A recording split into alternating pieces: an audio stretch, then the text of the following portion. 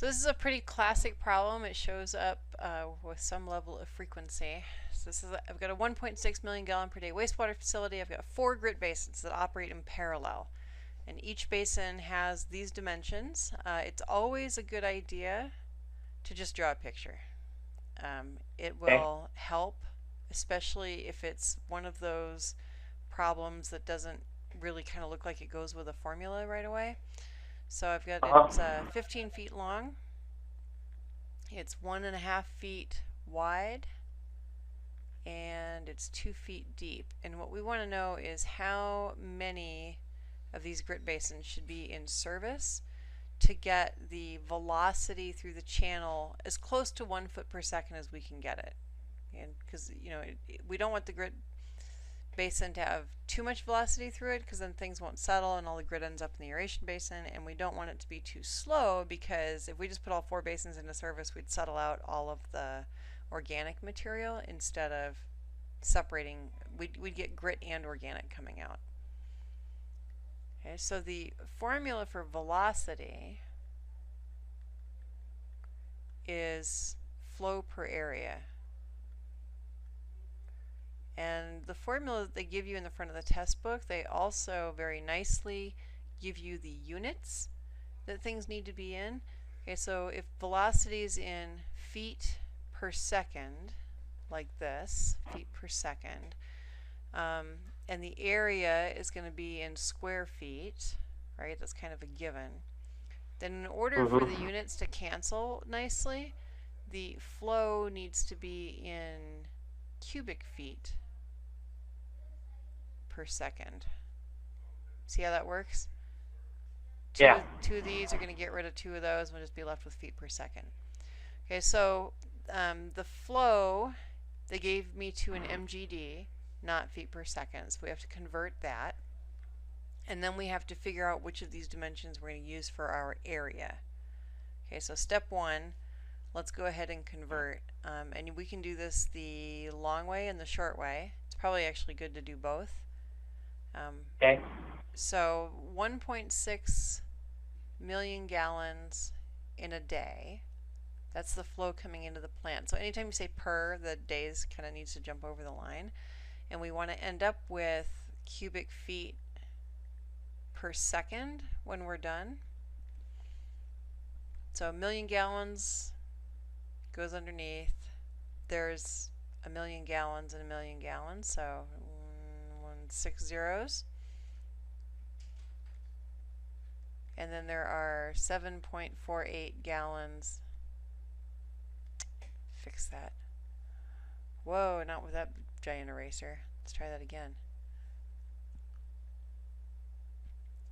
I just fixed that. It's a 4 now.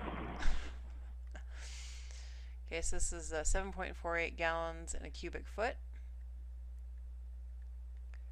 And then, apparently I should have left more room. 1 day has 1440 minutes.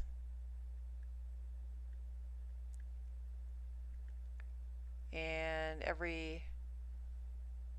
just move this down. Every 1 minute has 60 seconds.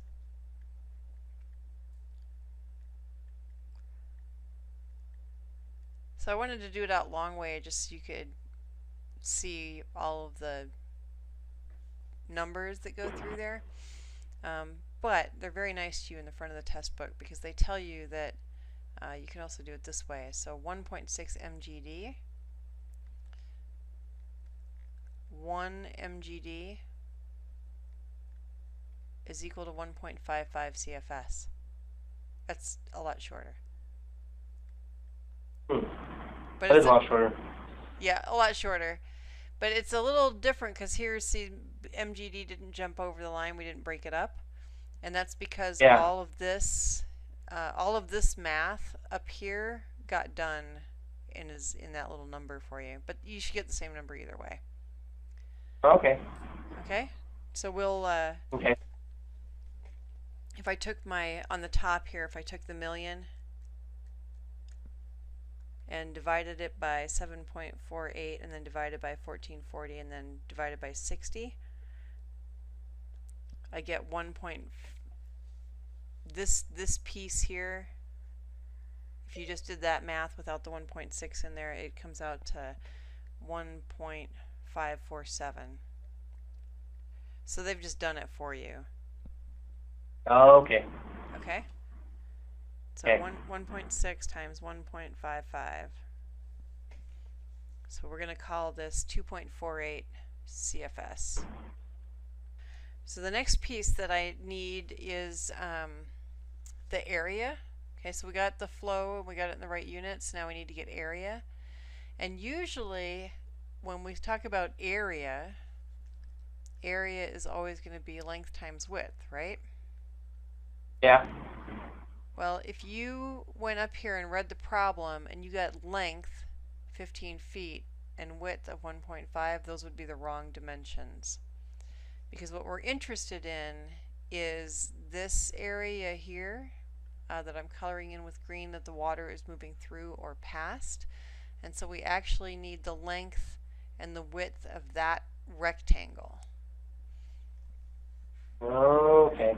Yeah, so you got to be careful with that one. Always make sure that you are grabbing the right dimension. So this rectangle is 2 feet long and it's 1.5 high.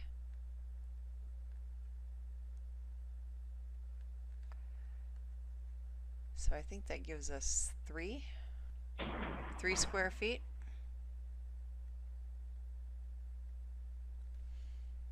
Okay, so now we have both pieces, which means I can just go up here to the top, just come right across on our formula, put flow in the top, and basically what I'm doing here is I'm putting all of the flow through one grit basin, and then whatever it comes up, then it's easy to figure out how many grit basins we need.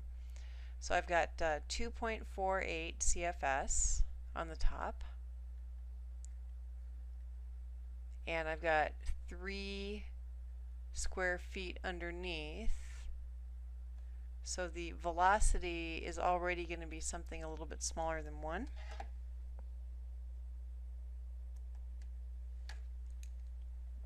.83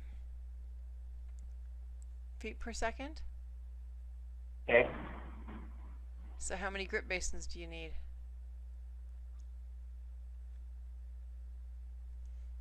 One. Just one. Yeah, just one.